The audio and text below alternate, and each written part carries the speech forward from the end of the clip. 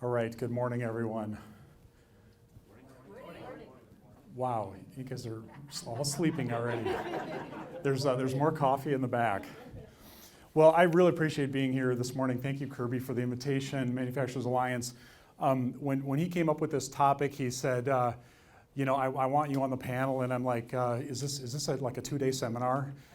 Because there is so much to talk about, and I'm going to try to compress just a couple of things, give you a couple nuggets to take home, and a couple of, I hate to use the word tool, but there's a couple tools embedded in here that you might see, and you might say, oh, that's interesting, I should try that, and it's a continuous experiment to figure out how to improve and how to sustain.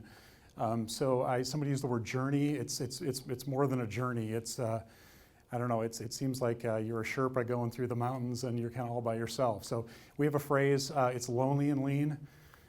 Yeah, it is. So just get used to it. So a couple things. Wow, that's an old picture. That's kind of funny. Shorter hair, different glasses. At least I was standing by a lake. Yeah, see the sailboats in the background.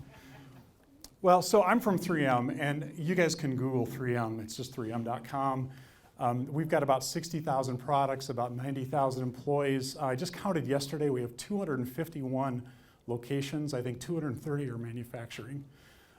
So that's a lot. I only manage and work with and support about 13 of them in the US and worldwide, mostly Asia, in terms of the international, but a little bit in Europe as well. I've been there 33 plus years. My, how time flies. And all that stuff that Kirby read, there's one common theme, is I've been a problem solver and sort of an innovator, and I'm always pushing the envelope. So my current role is I'm a scout for new stuff. I go find new stuff. I learn from you guys. I learn from the Alliance. I bring it home, and then I've got 91,000 employees that can tell me no. So it's still lonely and lean. So that's my track record, is bringing new stuff. So I'm going to share a couple of those. But before I do anything new, I come across a problem at 3M, like sustaining the gains. I use Google. Does anybody use Google to solve their problems? It's awesome. I found 26 million hits when I typed in the word sustaining the gains. And when I started clicking through them, what I found out is it's a can of worms. Everybody's got an opinion. Everybody's got a story. Everybody's struggling. Everybody. Nobody has the answer.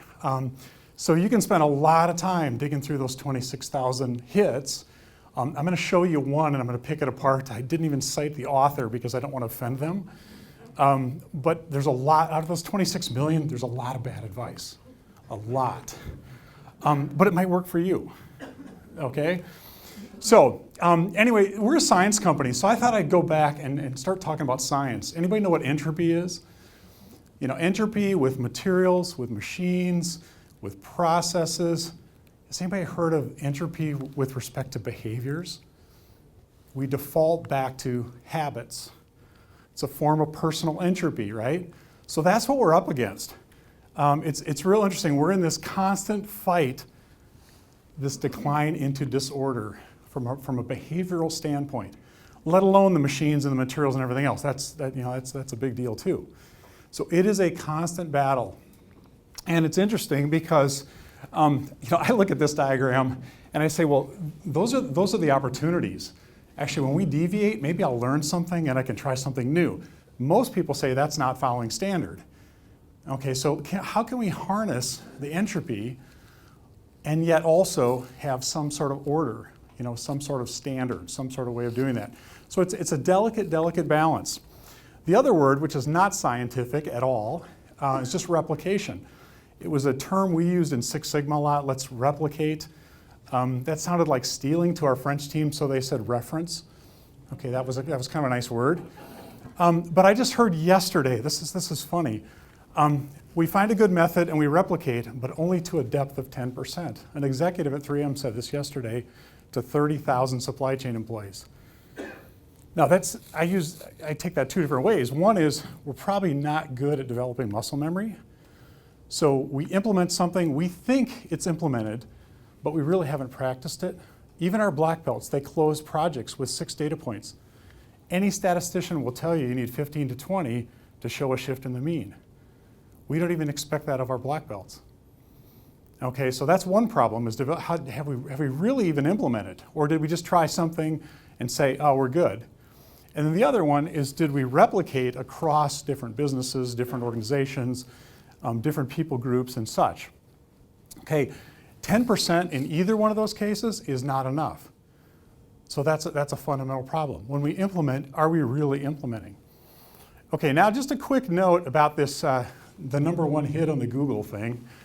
These were the, actually it's funny because it says 6 tips, but there's 7. Okay, I didn't write the article. But I encourage you to do this and say, do I actually believe any of that from a sustaining the gains perspective? And when I did this, I started mocking it up, and I came up with, I don't believe any of them. They're all wrong. In my experience, every single one of those 7 items is wrong. I'll just highlight #1 and I'll let you read the rest. Focus on gradual small changes. How many have heard that? Isn't that what lean's about? Wrong. You need step changes. You do small changes for infinity, you'll be out of business. Okay, so you need small and big changes simultaneously. By the way, they're both hard to sustain. Okay, and you can read through the rest of the list. We'll make the slides available later. I don't want to really dwell on this. I could have talked for a day on just this slide, how much wrong is with that list, because I just disagree. Anyway, so what are your failure modes? There's lots of them. You can Google that too. Why do sustainment efforts fail? You'll get a lot. I boiled it down to just a few. Blame the leadership. Right? If you're on the shop floor, that's what you're going to hear. It's all about our leadership. It's our management. It's our site manager. It's our CEO. If you're in the middle, you'll blame the employees. Middle management and up, you'll blame all the employees. Well, we just can't get good workers. We have too much turnover. They're not trained. They're not capable. Right? How many have heard that? Okay, how about blame the initiative? This is my favorite. Because I'm usually a CI leader, and so I'll just take all the blame. Well, it's not sustaining because I didn't do it right. It's all my fault. Blame the customer. This is a great one. I've heard Six Sigma people. This is a great one. Well, if the customer would just order when on a regular pattern, all the problems would be solved. Anybody heard that?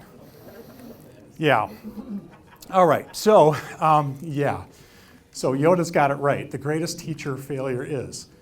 Yeah, your failure mode could be any or all of those. My guess is it's all of them. Okay, so how do you deal with it? Let's talk about some solutions.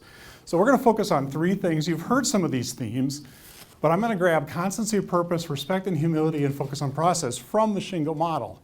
Is anybody familiar with the Shingo model? Shingo.org, you can download it for free. It's a description of 10 guiding principles, basically a filter for making decisions and for improving systems.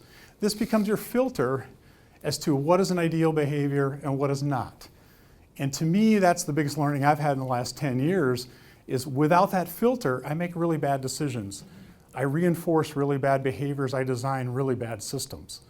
With that filter, I've got a fighting chance. Okay, there's 10 of them. I'm only going to focus on, actually it's really 4, but it listed as 3.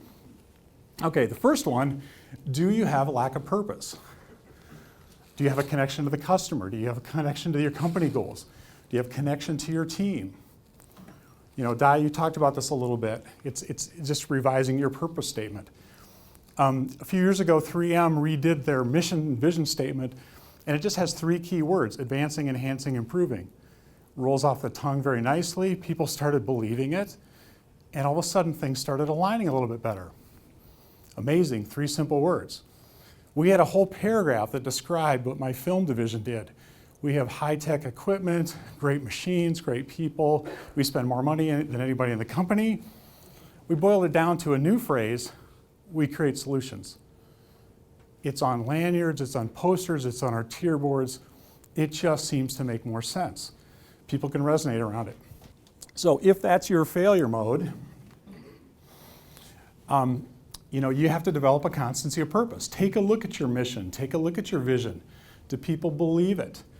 If they believe it, according to Derek Sievers, they admit it and they need to pursue it. It's very, very powerful.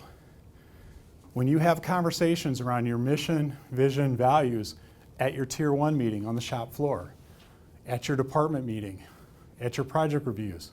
It's that constant alignment to that purpose statement. You guys have heard of Simon Sinek, I'm sure. A real easy way to reevaluate your mission statement, your value statement for your company, for your organization, is to watch the It Starts With Why video with Simon and ask these questions. Do you know why?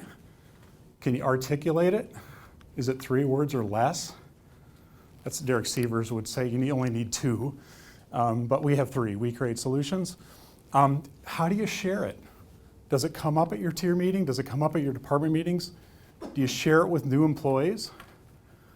When new employees come in the door, do you tell them your job is to solve problems or to follow the standard? What do you tell them on their first day? And then here's a real good one. Can everyone on your team explain the why in their own words? That's a great test. Walk around. If you don't have purpose, you won't find many people that can articulate it. And then finally, is your why the same when things aren't going well? Does your mantra change from we create solutions to we got to hit a cost target? Okay? So as the economy goes up and down, as business goes up and down, does your why change? Okay, one way of doing this is the tool slide for everybody. If you don't have a really solid purpose or a way of communicating it, we've implemented in a few sites a thing called a strategy wall. And it's literally a wall. These are panels on a wall. It starts with why, it's our principles, it's our people, it's our customer, it's a list of our key systems. And then the real fun part is the improvement plans. How are we improving those key systems? It gets everybody on the site, everybody in the organization oriented toward that mindset. It flows from vision all the way to how are we getting better every day. Okay, very, very powerful tool. I've got some examples of people that have been really creative. They've had Star Wars themes. They've had, one has a Wizard of Oz theme. And some are really bland. Some are done by hand. They're just sketched out literally on panels like this whiteboard over here. Okay, problem 2, meeting madness.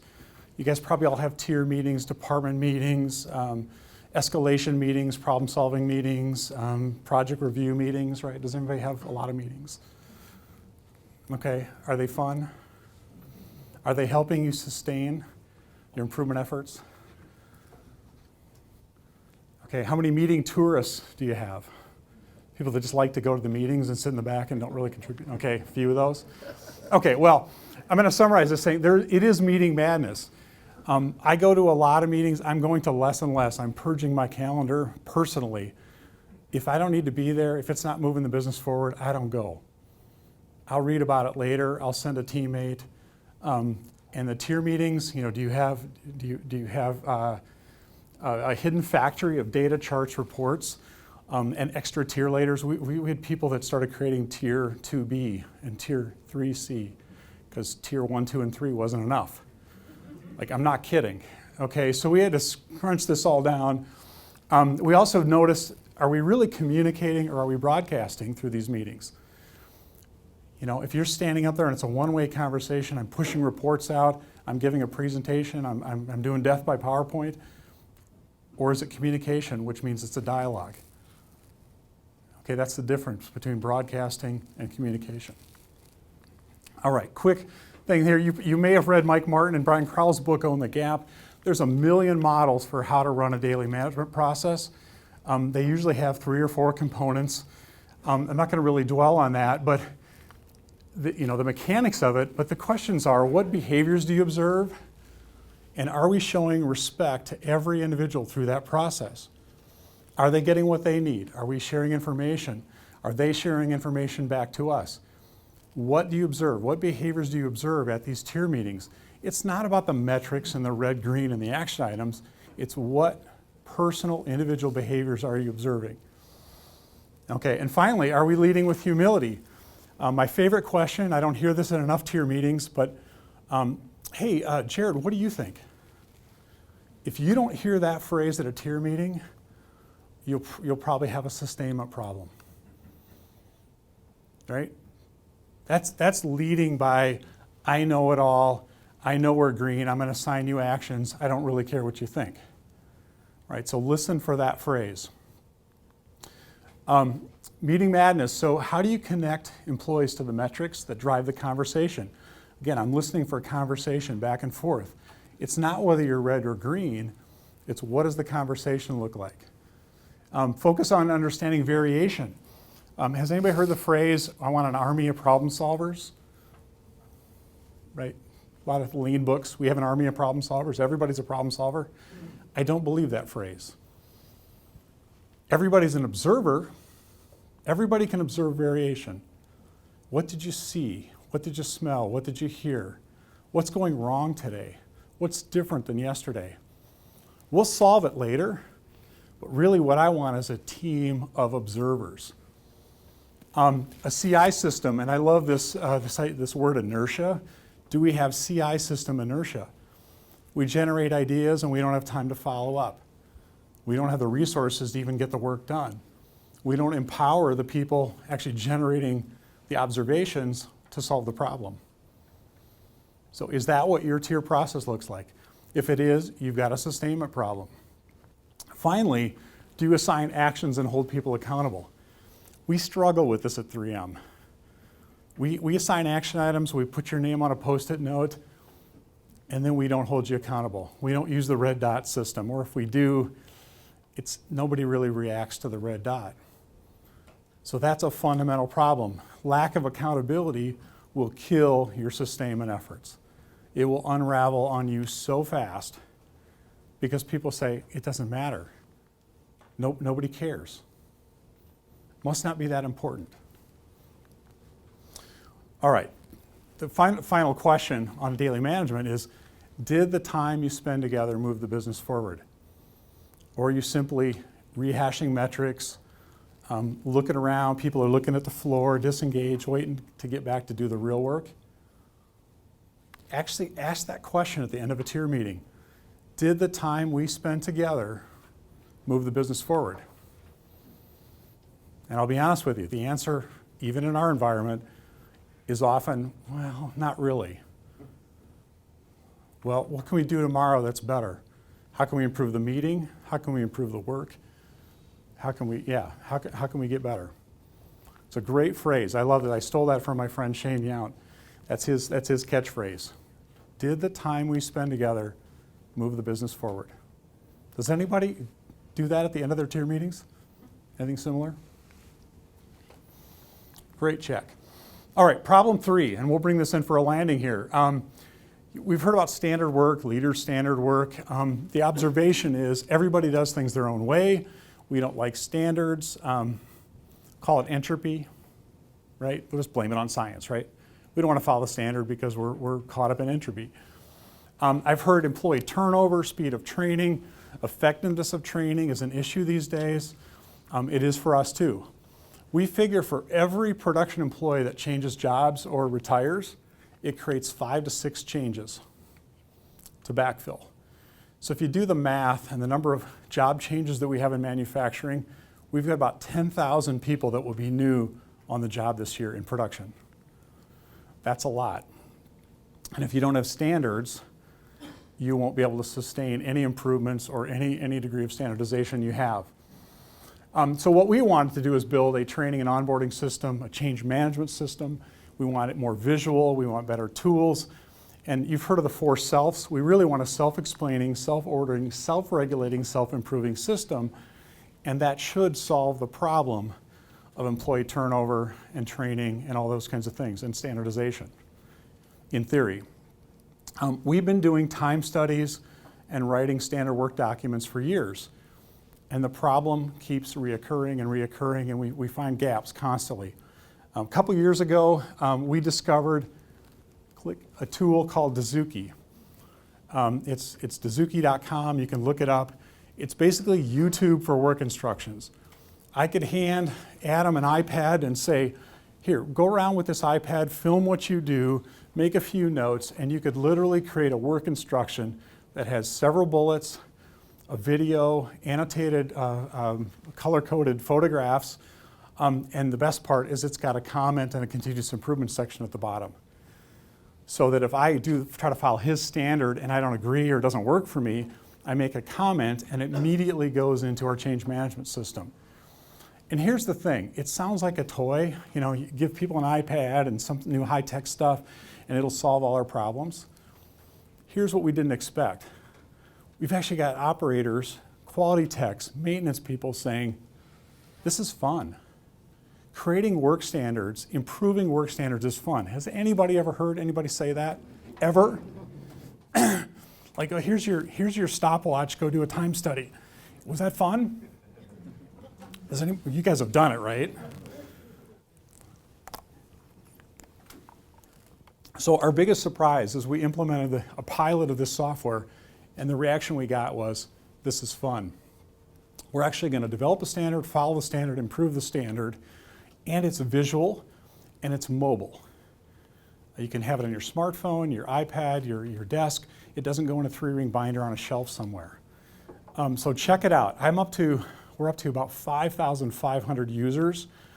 I bought 30,000 licenses because I saw the reaction. I'm like, we got to get this to everybody. So my vice president authorized a purchase. I won't tell you how much, but we were all in. So 1 year from now, we'll be doing this worldwide across all our sites. Right now, I've got 5,500 users, all US based. It's phenomenal, so check it out. All right, so summary. A couple of things from the Shingo model. If you haven't read the Shingo model, we're going to go back to those 3 bullets. So creating constancy of purpose. You know, our success depends on this commitment and shared understanding. All right, so that's the fundamental, definition of that principle. In practice, it's a compelling vision that you actually talk about. It's not posters on a wall or lanyards. You got to have the conversation. And the more conversation happens, the more people will connect to the why, and they'll fall into this self-sustaining mode because they get the why. But not if you put up posters. You got to talk about it. Leading with humility and respecting every individual. Everybody has intrinsic value and untapped value. Again, the question when you go to a tier meeting, what do you think? How often do you hear that phrase? If you're not hearing that phrase, people are going to start checking out. It happens almost instantaneously. They don't feel valued. They check out. I'm just here to do my job. You don't care what I think. It happens every day. So you want people to share their experience. You want them to develop their standard work. And you want them to have the discipline to follow it. So there is a bit of an accountability factor here as well. But I'm telling you, this Dazuki tool turns that concept upside down. People own it, they want to improve it, they want to follow it. And lastly, great processes set up people to succeed. You got to constantly improve your systems. The main one is the daily management system. If that is functioning at a high level, metrics that matter, people that are engaged, accountability, actions, did you move the business forward? If you don't have that conversation at the end of the meeting, you'll stagnate and you won't be sustaining for very long. So that's my experience. Focus on those 3 principles. By the way, if you do read the Shingo model, the easy way to remember it is the gold is the alignment part of the model, so it's align. The blue is culture enablers, so enable, and the red is improve. So you align, you enable, and improve. And I would do it in that order, by the way. There's people that teach at different sequences, top to bottom, bottom to top, middle out. I like that sequence. There's a reason it's in that order. All right, thank you very much.